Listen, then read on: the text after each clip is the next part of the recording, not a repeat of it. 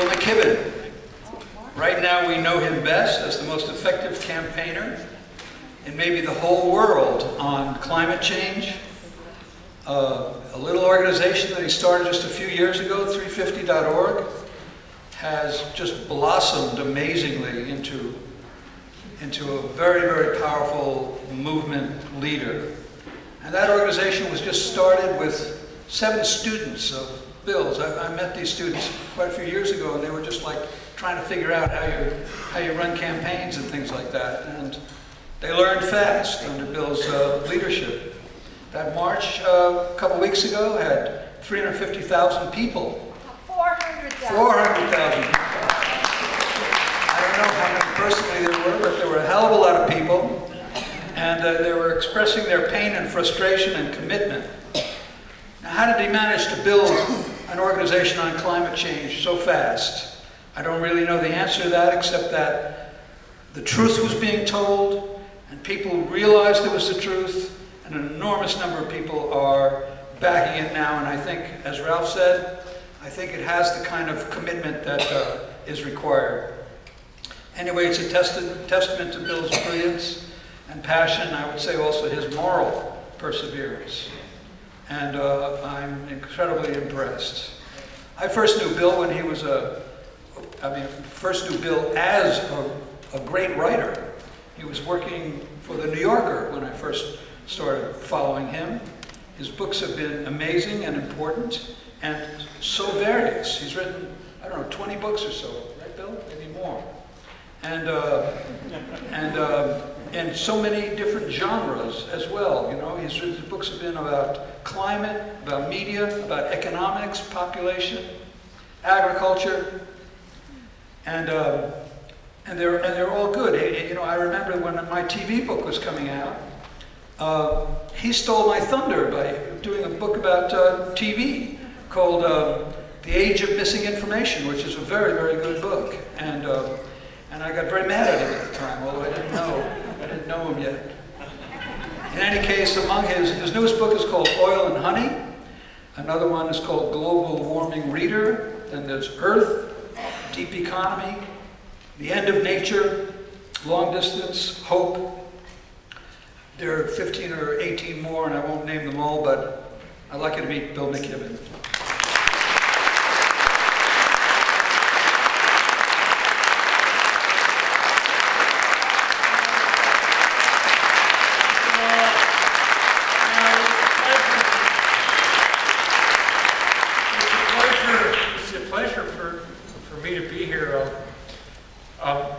It's true, the last time I was in New York was about a month ago, and it was with 400,000 of my closest friends.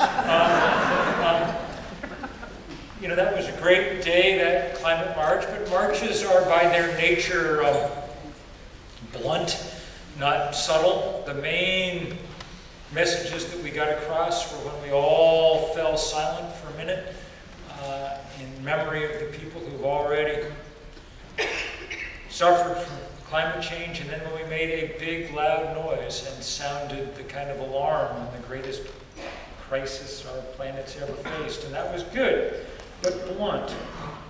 Thanks to Jerry and all his crew, we now have the chance tonight to just, well, to talk a little more speculatively and a little more in depth. And so many of the people that I most admire in the world are here talking.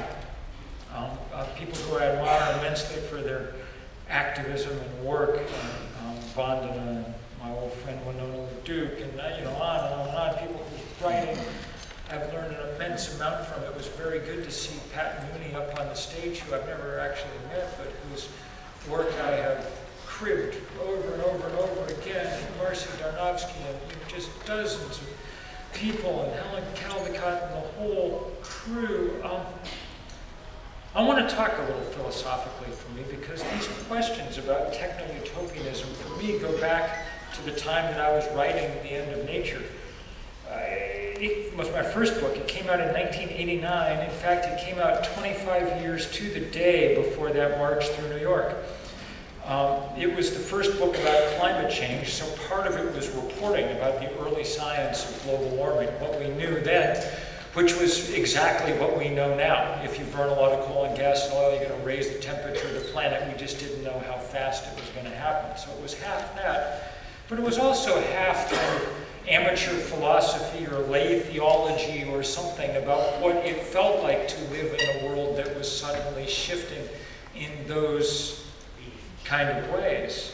And for me, the dominant emotion was, yes, there was a certain amount of fear. You know, people have been reminding us all day of the reasons to be afraid of what is going on, of the impacts on our health and our economy and things. But really, for me, more the dominant emotion was sadness.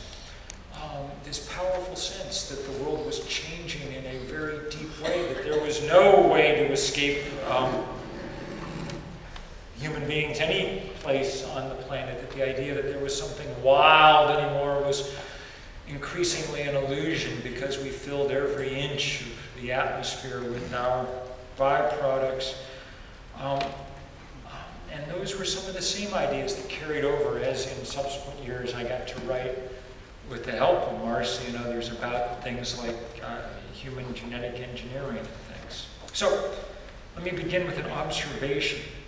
In the recent history of our species, especially since the Industrial Revolution, most of the story has been about human beings getting much larger in our abilities, in our impacts, in our shaping of the world around us. And in many ways, that's been a useful process. Things like fossil fuel allowed us to get richer and arguably healthier, at least in terms of public health, and so on and so forth. We began, however, to get a sense that we might be getting a bit too big sometime in the middle of the last century, sometime around the explosions, I think, of those first nuclear devices at Alamogordo, and it was Oppenheimer who, watching them, quoted from the Gita and said, "We are become as gods, destroyers of worlds." We've been able, because we can imagine what big nuclear explosions would look like, to so far head off that particular horror. But there are other things that we're doing as we grow in size that, though they seem more benign at a certain level, are just in their effect just as large but harder to imagine. It turns out, say, that the explosion of 1 billion pistons in 1 billion cylinders every minute around the world has effects as large as the explosion of nuclear weapons when it comes to changing the world around us. The amount of extra heat that the carbon we've emitted traps each day on the planet is the heat equivalent to 400,000 Hiroshima-sized explosions daily. Enough heat so far that we've been able to melt the summer Arctic, that we learned in May that the West Antarctic ice sheet is in a state of irrevocable melt, on and on and on. So these are, in the case of fossil fuel or of genetics, these are threshold problems. To a certain point, things are useful, and past that point, they're not. I'm used to thinking about threshold problems because I live in a college town in Middlebury, Vermont, which means I get to watch each year as the freshmen arrive, and they discover early on that drinking 2 or 3 beers makes them feel good. And so they speculate that perhaps drinking 20 or 30 will make them feel 10 times better.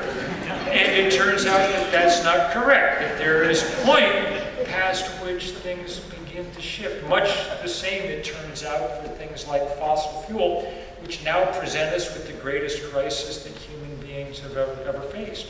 Or, say, our understanding of human genetics, which at the beginning proved an enormous help in helping understand the tragedies that we face. And so there's no doubt why some of our great heroes, like David Suzuki, the great Canadian environmentalist, were early practitioners of genetic science, and also no doubt why they became uneasy with it at a certain point. Because when you begin to read and research about the plans of the leaders of this enterprise, many of them corporate, it comes to nothing short of remodeled human beings. As Lee Silver, the Princeton professor, put it, There's nothing that goes beyond tinkering, nothing that we can do that's beyond tinkering. Why not, he said, seize this power? Why not control what has been left to chance in the past? Why not improve the intelligence of the generations to come?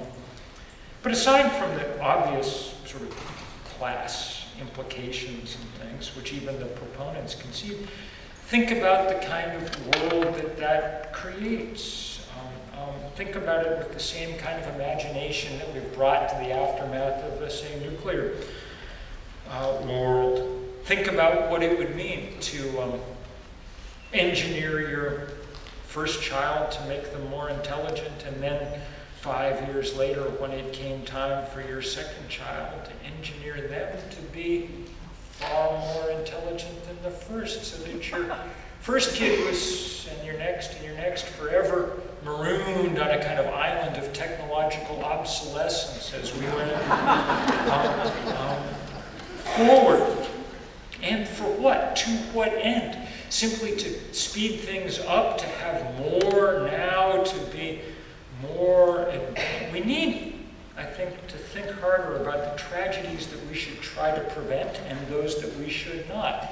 The tragedies that we should try to prevent obviously include things like illness and disability, and so it's good that we have somatic genetic engineering to help us deal with the painful conditions with which people are born. But as the engineers would say, it's dangerous to cross the germline and begin to remodel human beings in embryo and make them something different. We need to deal with the tragedy of huge disparities in wealth and power. It's so crucial, for instance, that the climate fight be in large part about extending energy to the poor world that needs it badly. I'm not going to show a bunch of pictures, although I have about a zillion 350.org pictures from the 20,000 rallies we've staged in every country on earth except North Korea. Just know that most of your brothers and sisters in this fight are poor and black and brown and Asian and young, because that's what most of the world consists of, and they are fighting with great vigor. Last week, our brothers and sisters in the Pacific Island nations who had spent the summer building traditional canoes on 12 Pacific Islands nations that will disappear in the course of this century unless we get our act together. They took those canoes and they used them to blockade the largest coal port in the world in Newcastle, Australia. And it was an absolutely gorgeous day. It was beautiful to read this morning. You know, I was in Bangladesh 10 years ago with a friend of mine who had installed the very first solar panel in that country.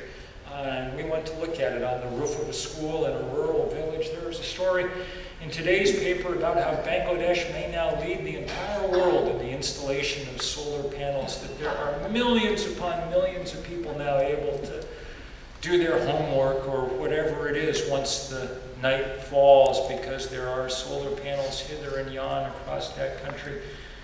We need to deal with the tragedies of sexism and racism and all their spawn, and we need to do it by building that kind of deep human solidarity that comes with movements.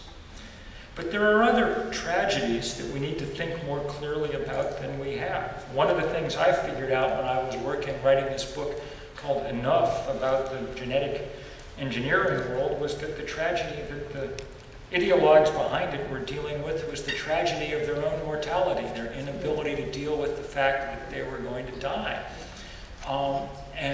And that's actually not a tragedy. That's part of who we are and what our societies rationally are about. There are people who worry a great deal that we lack a kind of total control of the world around us. But I think that that smallness is in fact, a place where we would be wise to kind of move back in the direction of. Imagine a world fueled by renewable energy. Imagine a world fed by local food. Imagine a world where we traveled more via the internet than we did by jet. Imagine a world that kind of worked in those ways. The hardest word in the English language is probably enough. And yet we've been given such a beautiful planet on which to live, even now so beautiful, even the bites we've taken out of it. The hardest concept for human beings in some ways is restraint. And yet it is our real gift. If you asked what it was that made human beings special the way that flight makes birds special, I think you could do worse than answer that we are the species that can decide not to do things that we are capable of doing, that can decide to back off and limit ourselves. And indeed, that's the advice I think that we've gotten from every spiritual tradition back at least as far as the Buddha. And certainly from our indigenous brothers and sisters who have emerged in the last few years at the absolute forefront of these fights, from the tar sands to everywhere else, the absolute key players in these fights. The idea that it is a human gift to rein oneself in, to think about generations to come. These questions go to the heart of who we are. Are we solely individuals, or are we part of societies? And they also, now here I think Ralph is exactly right, they're also questions that should cross some of the kind of boundaries of temperament that we often call ideology. It's a shame in the sense that we don't have a real conservatism left in this country, that conservatism has become simply a synonym for corporate interest, because it's useful to have people who help hold us back sometimes. If you think about it, an awful lot of what we're asking for in movements like the movement against climate change are very conservative. We're asking for a world much like the world that human beings inhabited for the last 10,000 years, the period of the Holocene. The most important thing that happened in the life of everybody in this room is that we moved out of the Holocene sometime in the last decade or two, when we took the temperature out of the bounds of which the planet had operated in the time of every human for which we have a record. Asking for the world to stay in somewhat recognizable form is somewhat conservative, and it is, if you think about it, oil companies that behave in a dangerous and even radical fashion in the world around us, that they are willing to alter the chemistry of the atmosphere, even past the point where scientists have told them what would happen, and past the point where they can watch the effects.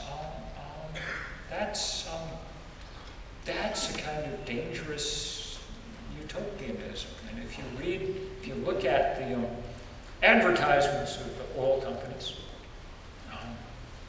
a good way to look at them is to count the number of, the more penguins there are per commercial, the more danger, the more trouble the companies are committing. That radicalism needs now to be checked by the kind of common sense that Ralph was talking about. I think these are the deepest possible questions that we face, and I'm extraordinarily glad that you all are engaging them, and engaging them on many levels, on the practical and utilitarian, but also on the philosophical, because it's often on that level of the philosophical that we begin to find the common ground on which to push back against the very narrow, very vested, very special interests of the tiny part of humanity eager to cause huge change and the carnage that comes with it. So I am grateful to all of you for engaging these questions, and especially, Jerry, to you for bringing us all here. Thank you all very much.